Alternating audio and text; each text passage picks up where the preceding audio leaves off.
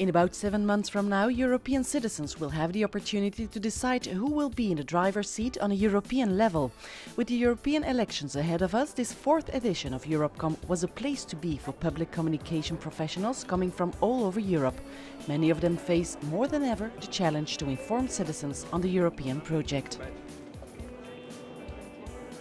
The EU, allow me to underline, is and has to be a political project, not a faceless bureaucracy, and we need to convey that message to citizens.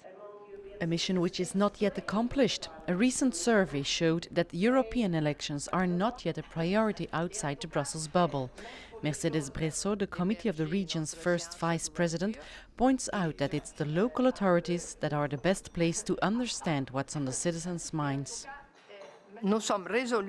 We are determined to contribute to this new narrative of Europe, to support all the communication efforts which can bring higher participation of citizens in European politics. Going local is therefore the only remedy for this so-called electoral malaise.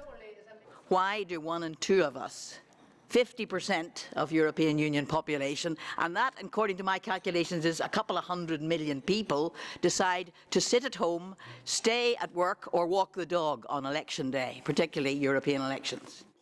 Matthew McGregor, who helped President Obama to be re-elected, stresses the importance of social media when one wants to mobilize its citizens in an electoral campaign. You know, people are less driven by traditional media, they trust the traditional media less, and they go to the traditional media less to get their news. You know, people are looking to each other for information, and so I think political parties need to think about how they can mobilize their supporters, motivate their supporters to be advocates on their behalf, and how they can persuade people to share information, whether it's from the traditional media or from information they're producing themselves, videos, graphics, tweets, for people to get their information from directly as well. What then followed were 2 days of workshops on public communication and politics, for example, on online communication, on storytelling, strengthening reputations, monitoring campaigns and much more. There were debates, reflections, brainstorming sessions and sharing experience. Or in other words, as Antoni Zacharzewski summarizes, EuroPCom 2013 was about clear, concrete and committed communication, not only in the run-up to an election, but as a steady and long-term project. You have to build up the broader networked involving conversations and make sure that you are finding the people who you need to reach in the most efficient way possible. Work with your citizens is what Simon Anholt calls for.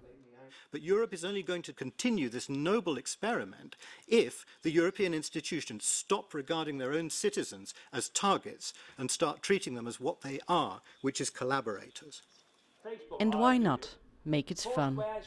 People do not want to be bored. They want to have fun.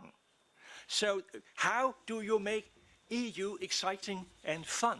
I mean, that is a big challenge for public communicators.